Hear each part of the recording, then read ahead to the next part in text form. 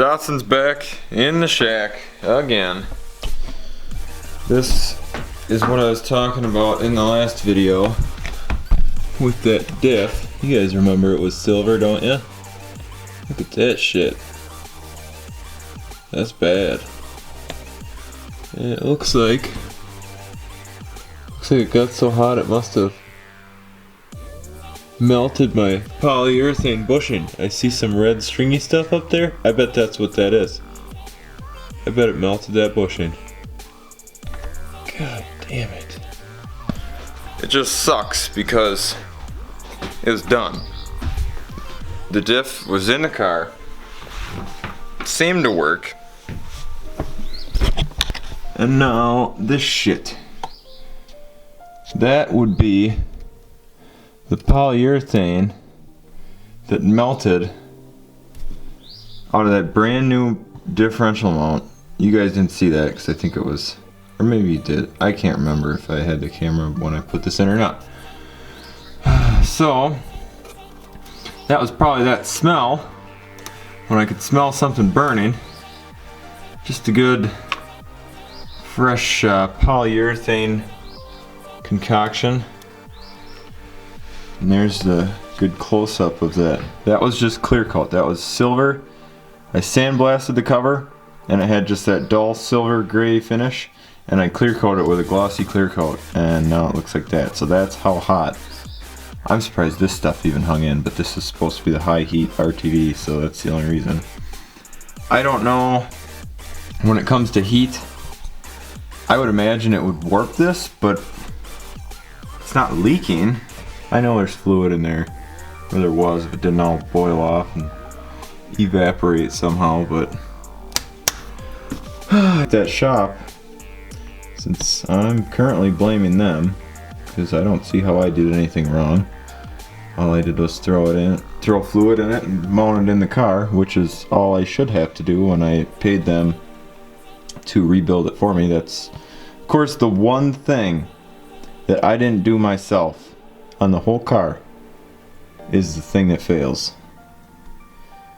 Guess I learned my lesson on this one. Oh, look at the crustiness.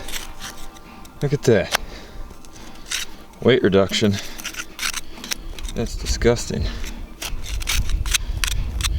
This thing could actually probably clean up pretty well. And I might throw it back in the car, but we'll see if that mount is completely effed. Probably is. So this mount clearly melted all over the diff because it was so hot.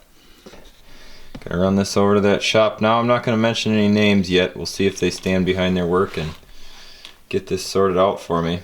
If it's a ring and pinion that we're making all that noise and getting that hot, I'm sure they're toast. Which sucks because that means I gotta try to source another set of 390 gears because 354 just, it's too tall for this car. 390 is already tall as it is, and I could tell now, at least I got to drive it a little bit, that the 390 gears are somewhat on the tall side for sure. 411s or 420 something would be better, but I'm okay with the 390. 354, I scraped some shit off of it. I don't know. I might throw it in, but I'm gonna take it to them just like this, and I'd like to be there when they pop the cover off or drain the fluid out so that there's proof that there's fluid. You can see, I see now why there was streaks running down it, because it was so hot it was boiling out the top of the breather tube. I just spent the last 3 hours, give or take, cleaning up all that wiring. It's still kind of a mess. And I've still got those spots to touch up from welding where that Raptor liner melted.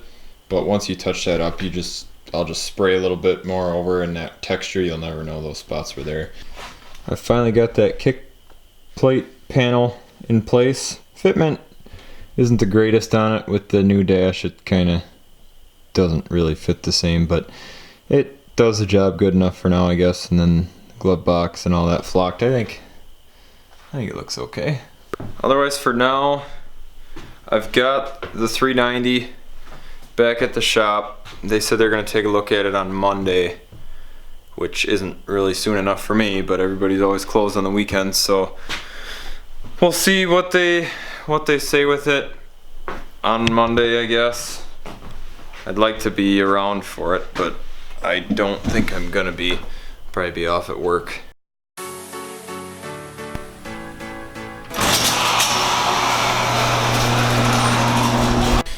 It's getting to be a long time since I've given you guys an update. It's like 4-5 days, something like that.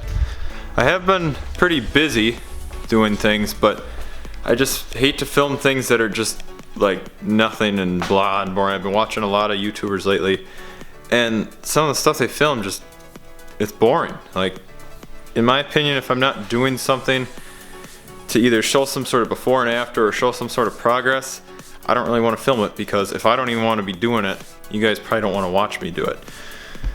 But in the last couple days here, believe it or not, this is the old 354 R200, the open diff that was originally in my car. I shaved down this bottom corner. It's flipped upside down right now. I shaved this down to clear the exhaust, just like with the 390, and I painted up the cover. I sandblasted it and painted it. I resealed it with RTV. I actually took the cover off and everything because it was leaking. It was all saturated and gross. And I just gave it a good cleanup, and I'm gonna put new fluid in it, and we're gonna mount it in the car. 354 is gonna be like ridiculously tall, like not what I wanted.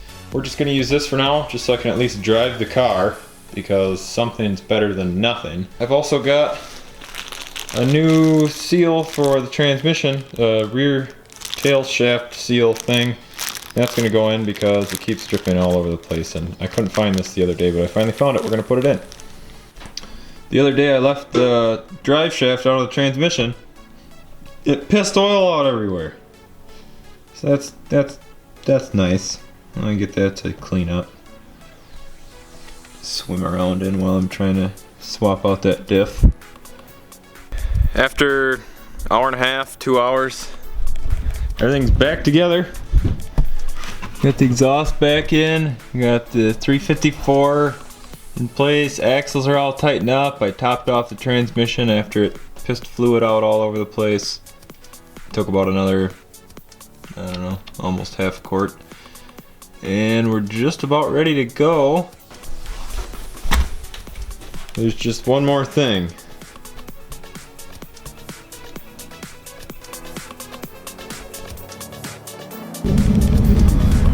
I knew it was gonna look good, but I think it might look better than I thought it was gonna look.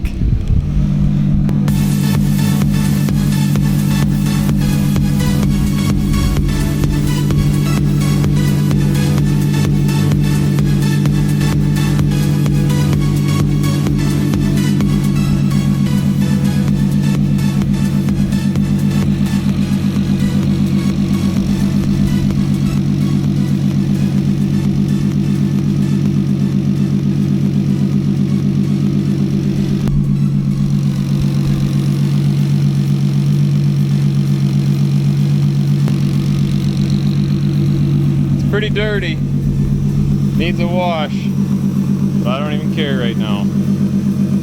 Look at that.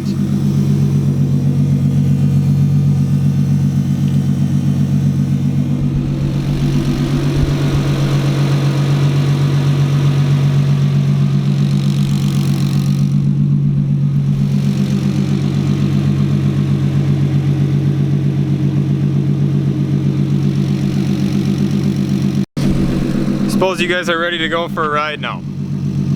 So am I. I tried to put the camera on the harness bar and it just flips over upside down, so that doesn't work. So I might have to figure out something else.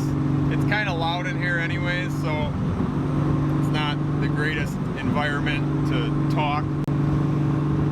But with the 354 gears, it's really fucking tall. So I'm basically driving it like a 4-speed now. I'm in 4th gear.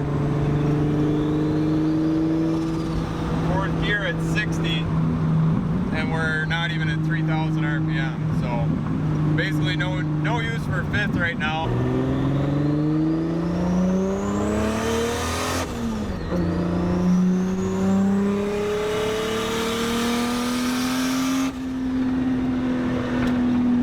Plus it's really hard to shift and try to hang on to the camera because this thing just absolutely flies all over the place while I'm driving. I'll try to get a few clips for you guys. A lot of you are people that I know. Well, probably half of you are people that I know. And you'll probably get a chance to ride in it sooner or later anyways. But if I get on it too much in first or second, the camera just flies all over the car.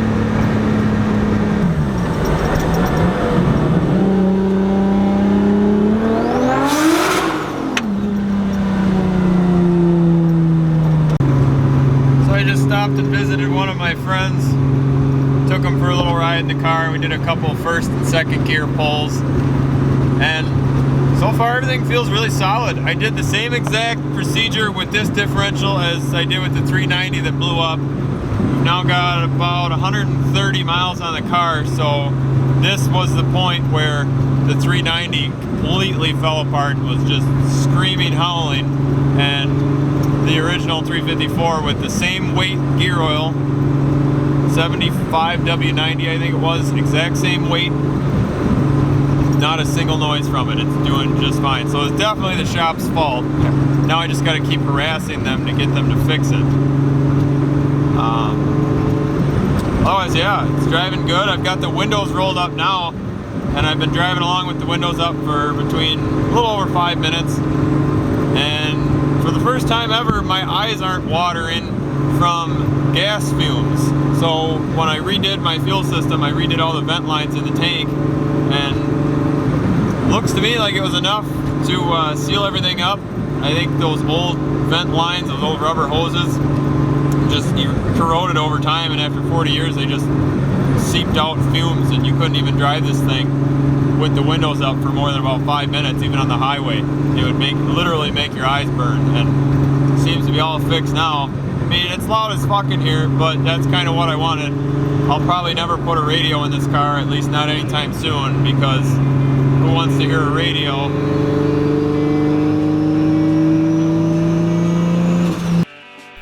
Alright guys, that's going to do it for this one. I'm going to head over to that shop again today and just check in on them, make sure that they're actually working on that diff. And sorry I didn't get to do a little more driving footage with you guys, but with this big DSLR camera I'm finding it kind of hard to figure out a way to actually get footage. I do have a GoPro. I don't really use it much, but I might end up trying that. I like the audio quality on the actual DSLR so much better than the GoPro. So I'll see if I can maybe somehow, I don't know if I can hook a mic up to the GoPro or not, but I might try something different to get some driving footage that way. And otherwise I'm going to be cruising around today a little bit. Might get some more video for the next one. And until next time, thanks for watching guys. We'll see you later. Don't forget to check out the Facebook page. There is a Boost Shack Media Facebook page out there. I post all the videos there, as well as picture updates that'll happen a little bit sooner than videos, just because I don't gotta edit it and take a few hours and put it all together. So go check that page out if you haven't already. And thanks for everybody on Instagram. Finally hit 1,000 followers on Instagram, so that's awesome. Thanks guys.